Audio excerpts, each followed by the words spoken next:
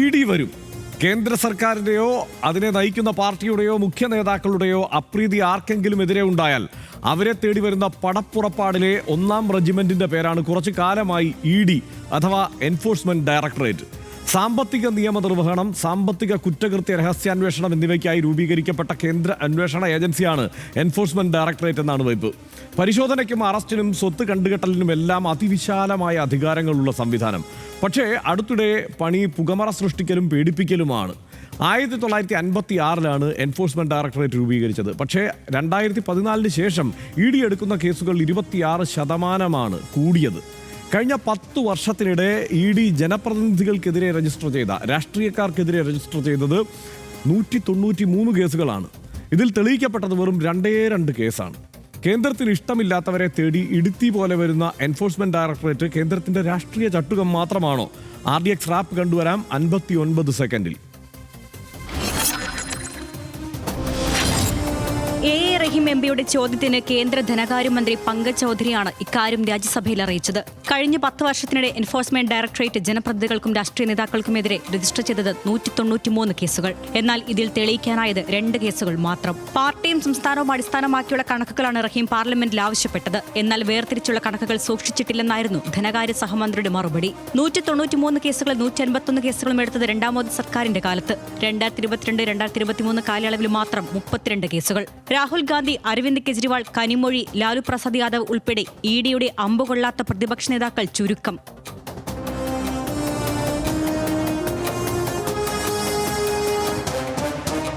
കേസെടുക്കുന്നതിലെ വീര്യം case തെളിയിക്കുന്നതിലില്ല. ED ഉപയോഗിച്ച് എതിരാളികളെ വേട്ടയാടാനാണ് BJP ശ്രമമെന്ന പ്രതിപക്ഷാരോപണത്തിന് മൂർച്ച കൂട്ടുന്നു കേന്ദ്ര സർക്കാർ തന്നെ പാർലമെന്റിന്റെ മേശപ്പുറത്ത് വച്ച കണക്ക്.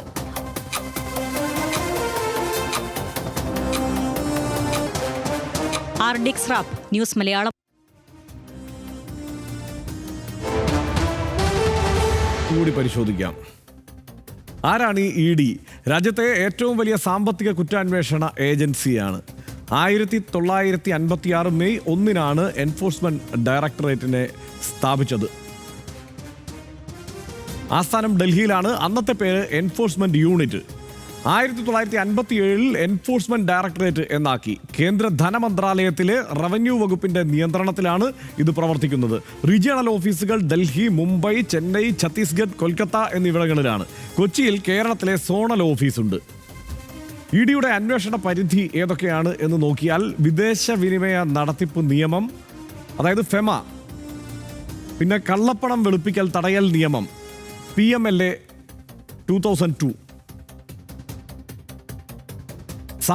ഒളിച്ചോടിയ സാമ്പത്തിക കുറ്റവാളികൾക്കെതിരെയുള്ള നിയമം FEOA 2018. ഇതൊക്കെയാണ് നിയമങ്ങൾ. EDയുടെ അധികാരങ്ങൾ എന്തൊക്കെയാണെന്ന് പരിശോധിക്കാം. എൻഫോഴ്സ്മെന്റ് ഡയറക്ടറേറ്റിലെ ഡയറക്ടർക്ക് സിവിൽ കോടതിക്ക് തുല്യമായ അധികാരങ്ങളാണ്. വിവരം തേടാൻ ആരെയും നോട്ടീസ് അയച്ച് വിളിച്ചു വരുത്താം, പരിശോധന നടത്താം, രേഖകൾ ആവശ്യപ്പെടാം, സ്വത്ത് കണ്ടുകെട്ടാം, സാമ്പത്തിക കുറ്റകൃത്യങ്ങളിൽ ഉൾപ്പെട്ടവരെ പ്രോസിക്യൂട്ട് ചെയ്യാം. അതേസമയം ഉയരുന്ന ആരോപണം എന്താണ്? കൂട്ടിലെ മറ്റൊരു തത്ത എന്നാണ്. 10 വർഷത്തിനിടെ രാഷ്ട്രീയ നേതാക്കൾക്കെതിരെ 193 കേസുകളാണ് ഉണ്ടായത്. ഇതിൽ ശിക്ഷിക്കപ്പെട്ടത് വെറും 2 കേസിൽ മാത്രമാണ്. 1-ാം മോദി സർക്കാരിൻ്റെ ഭരണകാലത്ത് ED 42 കേസുകൾ എടുത്തു. 2-ാം മോദി സർക്കാരിൻ്റെ കാലത്ത് 151 കേസുകളാണ് എടുത്തത്. 2022-2023 കാലയളവിൽ മാത്രം 32 കേസുകൾ രാഷ്ട്രീയ നേതാക്കൾക്കെതിരെ എടുത്തു. BJP നേതാക്കളോ ജനപ്രതിനിധികളോ പ്രതികളായ ഒറ്റ കേസും ഇല്ല എന്നുള്ളതാണ് ഇതിലെ കൗതുകകരമായ ഒരു വിവരം. ഉത്തരം കിട്ടാത്ത ഒരു ചോദ്യമുണ്ട്. അത് റഹീം MP ആവശ്യപ്പെട്ടത് പാർട്ടിയും സംസ്ഥാനവും അടിസ്ഥാനമാക്കിയ കണക്കാണ്. വേർതിരിച്ചുള്ള കണക്ക് സൂക്ഷിച്ചിട്ടില്ല എന്നാണ് കേന്ദ്ര ധനകാര്യ സഹമന്ത്രി പങ്കജ് ചൗധരി പറഞ്ഞത്. കൗതുകകരമായ കാര്യം, 193 കേസേ ഉള്ളൂ. അതിൻ്റെ കണക്കെടുക്കാവുന്നതേ ഉള്ളൂ. പക്ഷേ അത് സൂക്ഷിച്ചിട്ടില്ല. വിശ്വാസ്യത തകർന്നോ എന്ന ചോദ്യമാണ് ഇനി ബാക്കി. 10 വർഷത്തിനിടെ രജിസ്റ്റർ ചെയ്തത് 5900 കേസുകളാണ്. വിചാരണ പൂർത്തിയായത് വെറും 45 കേസുകളിൽ മാത്രം. ശിക്ഷാ നിരക്ക് കുറവാണെന്ന് സുപ്രീം കോടതി തന്നെ വിമർശിച്ചിട്ടുണ്ട് പലതവണ. കുറ്റാരോപിതരെ ഏതു വിധേനയും ജയിലിൽ പിടിച്ചിടാനുള്ളതല്ല PMLA എന്ന് തന്നെ കോടതി വിമർശിച്ചിട്ടുണ്ട്. സനീഷ്, ഇതിപ്പോൾ മുമ്പേ കൂട്ടിലടച്ച തത്ത എന്ന് സുപ്രീം കോടതി തന്നെ CBIയെ കുറിച്ച് പറഞ്ഞിട്ടുണ്ട് മുമ്പ്. 2013 കൽക്കരി വിവാദ കാലത്ത്. ഇപ്പോൾ ഇത് ഏതാണ്ട് സമാനമായ ഒരു പരാമർശം അർഹിക്കുന്ന തലത്തിലേക്ക്, അതായത് കൺവിക്ഷൻ റേറ്റിൽ വളരെ പിന്നിൽ നിൽക്കുന്ന ഒരു തരത്തിലേക്ക് ഒരു അന്വേഷണ ഏജൻസി എന്ന നിലയിൽ എൻഫോഴ്സ്മെന്റ് ഡയറക്ടറേറ്റ് മാറിയാൽ, അതോടൊപ്പം രാഷ്ട്രീയ നേതാക്കൾക്കെതിരെ ഇത്രയധികം കേസുകൾ, തെളിയിക്കപ്പെടാതെ പോകുന്ന കേസുകൾ ഉണ്ടായാൽ എങ്ങനെയാണ് അതിനെ വിലയിരുത്തുക? ഇതിലില്ലാത്ത ചില കണക്കുകൾ കൂടെ എൻ്റെ കയ്യിലുണ്ട് ഹർഷൻ. അതായത് 2014 മുതൽ 2022 വരെ ED 3010 റെയ്ഡുകൾ നടത്തി എന്നാണ് കണക്ക്. 2014 മുതൽ 2022 വരെ. എന്നാൽ 2004 മുതൽ 2014 വരെ വെറും 112 റെയ്ഡുകൾ മാത്രമായിരുന്നു. അതായത് 2004 മുതൽ 2014 വരെ 112 റെയ്ഡുകൾ മാത്രം നടത്തിയ എൻഫോഴ്സ്മെന്റ് ഡയറക്ടറേറ്റ് 2014 തൊട്ട് 2022 വരെ 3010 റെയ്ഡുകൾ നടത്തിയെന്നാണ് കണക്ക്. ഈ വർഷങ്ങളുടെ പ്രാധാന്യം നമുക്കറിയാമല്ലോ. അപ്പോൾ ഇത്രയും വലിയ വർധന, 27% വർധന റെയ്ഡുകളുടെ എണ്ണത്തിലുണ്ടായി. ED ഇൻഫർമേഷൻ റിപ്പോർട്ട് ഇതേ കാലത്ത് 4964 റിപ്പോർട്ടുകൾ ഉണ്ടായിരുന്നത്. ഇതിൽ ചാർജ് ഷീറ്റ് നൽകിയത് പക്ഷേ 993 കേസുകൾക്ക് മാത്രമാണ്. 5000-ത്തിനടുത്തുണ്ടായിട്ട് 993 മാത്രമാണ് ചാർജ് ഷീറ്റ് നൽകിയത്. ശിക്ഷിച്ചതോ 23 കേസുകൾ മാത്രം. അത് തന്നെ നോക്കൂ, 23 കേസുകൾ മാത്രമാണ് ശിക്ഷിച്ചത്. അതായത് കേസെടുക്കുന്നു, ചാർജ് ഷീറ്റ് തയ്യാറാക്കുന്നു, എന്നിട്ട് ആളുകൾക്കെതിരെ തെളിവില്ല. കോടതിയിൽ ചെന്നാൽ ഒരു തെളിവുമില്ല. ആ സമയത്ത് ഭയങ്കര ബഹളമുണ്ടാക്കുക എന്നതാണ്. ഈ 85% ചാർജ് ഷീറ്റും രാഷ്ട്രീയക്കാരിൽ, അതായത് ED ഈ കേസെടുക്കുന്ന രാഷ്ട്രീയക്കാരുമായി ബന്ധപ്പെട്ട കേസുകൾ 85%വും പ്രതിപക്ഷ രാഷ്ട്രീയ പാർട്ടികൾക്കെതിരെയുള്ളതാണ്. ഭരണപക്ഷ രാഷ്ട്രീയ പാർട്ടികൾക്കെതിരെയുള്ളത് 15% മാത്രമാണ്. എന്ന് വെച്ചാൽ എന്താ അർത്ഥം എന്ന് വളരെ വ്യക്തമാണല്ലോ. ഇവിടെ എനിക്ക് പറയാനുള്ളത് ഹർഷനത്, എൻഫോഴ്സ്മെൻറ്റ് ഡയറക്ടറേറ്റ് എന്ന് പറഞ്ഞാൽ നമ്മുടെ രാഷ്ട്രത്തിന്, നമ്മുടെ മഹത്തായ രാഷ്ട്രത്തിന് ആവശ്യമുള്ളൊരു സംവിധാനമാണ് ആണല്ലോ. അതായത് ഈ സാമ്പത്തികമായുള്ള തട്ടിപ്പ് നടത്തുക, വലിയ കുഴപ്പങ്ങൾ ഉണ്ടാക്കുക, അവയെ പിടിക്കാനൊരു പ്രത്യേക വിങ് ഉണ്ടാവുക എന്നത് വളരെ പ്രധാനപ്പെട്ട കാര്യമാണ്. ഈ 112 റെയ്ഡുകൾ മാത്രം നടത്തിയെടുത്തതെന്ന് 4000-ഓളം റെയ്ഡുകൾ, 5000-ഓളം റെയ്ഡുകൾ നടത്തുന്നതിലേക്ക് എത്തുന്നത് നല്ലത് തന്നെയാണ്. റെയ്ഡുകൾ നടത്തുക തന്നെയാണ് വേണ്ടത്. പക്ഷേ അത് നമ്മുടെ രാഷ്ട്രീയ പക്ഷം നോക്കിയിട്ടാകരുത് എന്നാണ് ഒരു പൗരന്, നമ്മളെപ്പോലുള്ള പൗരർക്ക്, മാധ്യമങ്ങൾക്ക് ആഗ്രഹിക്കാനാവുക. അത് ആളുകളെ പിടിക്കാൻ വേണ്ടിയിട്ടായിരിക്കണം, കുഴപ്പം കാണിക്കുന്ന ആളുകളെ പിടിക്കാൻ വേണ്ടിയിട്ടായിരിക്കണം ED പരിപാടികൾ നടത്തേണ്ടത്. പക്ഷേ അങ്ങനെയല്ല. ഇപ്പോൾ കേരളത്തിലെ തന്നെ കാര്യങ്ങൾ ആലോചിക്കുക. എത്രയൊക്കെ കേസുകളാണ് ഹർഷൻ ഇവിടെ ഉണ്ടായിരുന്നത്. നമ്മൾ കഴിഞ്ഞ തെരഞ്ഞെടുപ്പ്, നിയമസഭാ തെരഞ്ഞെടുപ്പിൻ്റെ കാലത്ത് ED എന്ന് കേൾക്കാത്ത ദിവസം ഉണ്ടായിരുന്നില്ല. ED ഇവിടെ ഓഫീസ് എടുത്ത് താമസിക്കുകയായിരുന്നു. അവർ കൊണ്ടുവന്ന ഖുറാൻ കടത്തൽ, KT ജലീലിനെതിരായുള്ള കേസുകളുടെ സ്ഥിതി എന്താണ്? ലൈഫ് വീടുകളുടെ സ്ഥിതി എന്താണ്? നാട്ടുകാരോടൊരു മറുപടി പറയേണ്ടതല്ല. എന്താ സംഭവിക്കുന്നത്? എനിക്കുറപ്പാണ് അടുത്ത തെരഞ്ഞെടുപ്പ് ആകുമ്പോഴേക്കും ഇവിടെ ഇങ്ങനെ വരും. തമിഴ്നാടിൻ്റെ കാര്യം പ്രത്യേകം പറയേണ്ടതല്ലോ. തമിഴ്നാട്ടിൽ ഇഷ്ടം പോലെ കേസുകളാണ്. ആളുകളെല്ലാം അറസ്റ്റ് ചെയ്യുന്നു, കസ്റ്റഡിയിൽ എടുക്കുന്നു. പക്ഷേ ആത്യന്തികമായിട്ട് ഇവരാരും ശിക്ഷിക്കപ്പെടുന്നില്ല. അവരിങ്ങ് പോവുകയാണ്. തെരഞ്ഞെടുപ്പ് സമയത്ത് വലിയ കണ്ടന്റ് ഉണ്ടാക്കാനുള്ള ഒരു യന്ത്രമായിട്ടാണോ ഇത്ര മഹത്തായ അന്വേഷണ സംവിധാനം പ്രവർത്തിക്കുന്നത് എന്ന് സംശയിക്കുന്ന ആളുകളെ കുറ്റപ്പെടുത്താൻ പറ്റില്ല, അല്ലേ? അത് തീർച്ചയായും. അതുമാത്രമല്ല, വിപുലമായ അധികാരങ്ങളാണ് എൻഫോഴ്സ്മെന്റ് ഡയറക്ടറേറ്റിന്. പിടിച്ചകത്തിട്ടാൽ ഊരിപ്പോരുക എന്നത് നിവൃത്തിയുള്ള കാര്യമല്ല. അതുകൊണ്ട് തന്നെ ഈ ഭരണകൂടത്തിന്, അതായത് കൂടുതൽ ഒരു സമഗ്രാധിപത്യ സ്വഭാവം സർക്കാർ കാണിക്കാൻ തീരുമാനിച്ചാൽ അത്തരം ഒരു സർക്കാരിനെ സംബന്ധിച്ചിടത്തോളം ഏറ്റവും വലിയ ആയുധമായി മാറും എൻഫോഴ്സ്മെന്റ് ഡയറക്ടറേറ്റ്. കാരണം അതിന് കൊടുത്തിരിക്കുന്ന അവകാശങ്ങളും അധികാരങ്ങളും അത്ര വലുതാണ്.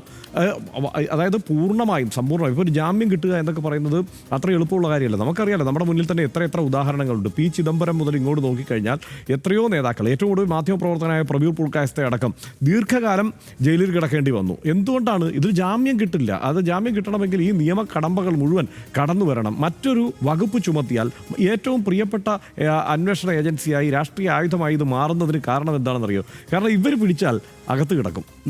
ഇത് തെളിയിക്കപ്പെടണ്ട, കുറ്റം തെളിയിക്കപ്പെടേണ്ട, ദീർഘകാലം ജയിലിൽ പിടിച്ച് ഇടാനുള്ള ഒരു വക ഇതിലുണ്ട്. അതുകൊണ്ട് തന്നെയാണ് സുപ്രീം കോടതി തന്നെ പല ആവർത്തി വിമർശനം ഉന്നയിക്കുന്നത്. ഏറ്റവും ഒടുവിൽ ഈ പറയുന്ന ഡൽഹിയിലെ ആം ആദ്മി പാർട്ടി നേതാക്കൾക്കെതിരെയുള്ള കേസുകളിൽ പോലും സുപ്രീം കോടതി ആ കാര്യത്തിൽ വിമർശനം ഉന്നയിക്കുന്ന സ്ഥിതി ഉണ്ടായി. അപ്പോൾ അങ്ങനെ വേണമെങ്കിൽ പിടിച്ചകത്തിടാം എന്നുള്ള സ്ഥിതി എൻഫോഴ്സ്മെന്റ് ഡയറക്ടറേറ്റിൻ്റെ നിയമങ്ങൾക്കുണ്ട്, അവർ പ്രയോഗിക്കുന്ന നിയമങ്ങൾക്കുണ്ട്. അതിനെയാണ് വല്ലാതെ ഇവർ വിനിയോഗിക്കുന്നത് എന്നുള്ളതാണ് പ്രശ്നം. അത് എനിക്ക് ഓർമ്മയുണ്ട്. നമ്മളിപ്പോൾ കോൺഗ്രസ് നേതാവായി മാറിയിരിക്കുന്ന സന്ദീപ് വാര്യർ BJP നേതാവായിരിക്കുമ്പോൾ സിനിമാ നടന്മാർക്കെതിരെ ഒരു പ്രസ്താവന നടത്തി ഓർമ്മയുണ്ട്. ഇടി വരും. സന്ദീപ് വാര്യർ ഓർക്കുണ്ടാവും ഇപ്പം. പക്ഷേ സന്ദീപ് വാര്യർക്ക് ഇപ്പോൾ അദ്ദേഹത്തിന് ഞാൻ അന്ന് പറഞ്ഞത് ഇങ്ങനെയാണ് എന്ന് വേണമെങ്കിൽ അന്ന് പിടിച്ചിട്ടതിനെ എങ്ങനെയാണ് വിലയിരുത്തുന്നത്, അല്ലെങ്കിൽ ഇദ്ദേഹത്തെ കർണാടകത്തിലെ നേതാവ് DK ശിവകുമാറിനെ പിടിച്ചിട്ടതിനെ എങ്ങനെയാണ് വിലയിരുത്തുന്നത് വേണമെങ്കിൽ ഇപ്പോൾ ചോദിക്കാം. അത് ഇതിനകത്തുള്ള തമാശ എന്താണെന്ന് വെച്ചാൽ ED അതിനു വേണ്ടിയിട്ടുള്ള ഒരു ആയുധമാണ് എന്ന് പറയുന്നതിൽ ഈ ചില രാഷ്ട്രീയക്കാർക്ക് ഒരു മടിയുണ്ടായിരുന്നില്ല. അങ്ങനെ തന്നെയാണ്, വേണമെങ്കിൽ ഇങ്ങോട്ട് പോര്. എത്രയോ ഉദാഹരണങ്ങളുണ്ടല്ലോ. ED വന്ന് കേസെടുത്ത് കാര്യങ്ങളുമായിട്ട് മുന്നോട്ട് പോയപ്പോൾ പിറ്റേ ദിവസം അവർ പാർട്ടി മാറിയപ്പോൾ കേസ് തീർന്നു. ഇത് നമുക്ക് ഇവിടെ നിന്ന് വളരെ കൃത്യമായിട്ട് പറയാനാകും. ഇത് എത്ര കേസുകളാണ്. നിർമ്മലാ സീതാരാമൻ ധനമന്ത്രി പറഞ്ഞു ED സമ്പൂർണ്ണം സ്വതന്ത്രമാണ്, EDക്ക് മേൽ ഒരു രാഷ്ട്രീയ സ്വാധീനവും ഇല്ല എന്ന് പറഞ്ഞു. പക്ഷേ അവരുടെ രാഷ്ട്രീയ പക്ഷത്തിലെ ആളുകൾ പോലും അത് സമ്മതിച്ചു കൊടുക്കുമോ? സമ്മതിച്ചു കൊടുക്കും, എനിക്ക് തോന്നുന്നില്ലെന്നാണ്. ചോദ്യങ്ങൾ അവശേഷിക്കുകയാണ്. കള്ളപ്പണം വെളുപ്പിക്കൽ തടയൽ നിയമപ്രകാരം രജിസ്റ്റർ ചെയ്യുന്ന കേസുകളിൽ ജാമ്യം കിട്ടുന്നത് എളുപ്പമുള്ള കാര്യമല്ല. നേരത്തെ പറഞ്ഞല്ലോ, PMLA സെക്ഷൻ 45 പ്രകാരം ജാമ്യം കിട്ടണമെങ്കിൽ പ്രതി താൻ കുറ്റം ചെയ്തിട്ടില്ല എന്ന് പ്രാഥമികമായി ബോധ്യപ്പെടുത്തണം. പോരാത്തതിന് ജാമ്യത്തിൽ ഇറങ്ങിയാൽ വീണ്ടും കുറ്റം ചെയ്യില്ല എന്ന് കോടതിയെ ബോധ്യപ്പെടുത്തേണ്ട ഉത്തരവാദിത്വവും പ്രതിക്കാണ്. ഈ ട്വിൻ കണ്ടീഷൻ മറ്റു പല നിയമങ്ങളിലും ഇല്ലാത്തതാണ്. അതുകൊണ്ട് ജാമ്യം കിട്ടാൻ തെളിവുകളുടെ അടിസ്ഥാനത്തിൽ കോടതിയിൽ കാര്യങ്ങൾ ബോധ്യപ്പെടുത്തേണ്ട ഹിമാലയൻ ടാസ്കിന് പുറമെ ഭരണകൂടത്തിന്റെ ഇടപെടൽ കൂടിയാകുമ്പോൾ ജാമ്യം കിട്ടാക്കനിയാകും. പി ചിദംബരം, DK ശിവകുമാർ, മനീഷ് സിസോദിയ, സത്യേന്ദർ ജെയിൻ, ഹേമന്ത് സോറൻ, മധു കോട, K കവിത തുടങ്ങിയ രാഷ്ട്രീയ നേതാക്കൾക്കും പ്രബീർ പുർക്കായസ്തയെ പോലെയുള്ള മാധ്യമപ്രവർത്തകർക്കും എൻഫോഴ്സ്മെന്റ് ഡയറക്ടറേറ്റ് കേസുകളിൽ ജാമ്യം കിട്ടാതെ വന്നതിന് കാരണം നിയമത്തിന്റെ ഈ കടുപ്പമാണ്. അങ്ങനെ ഒരു നിയമം ആയുധമാക്കിയിരിക്കുന്ന എൻഫോഴ്സ്മെന്റ് ഡയറക്ടറേറ്റ് യജമാനന്റെ ചൂളം വിളിക്കൊപ്പിച്ച് ചിലയ്ക്കുന്ന കൂട്ടിലടച്ച തത്തയാകരുത്.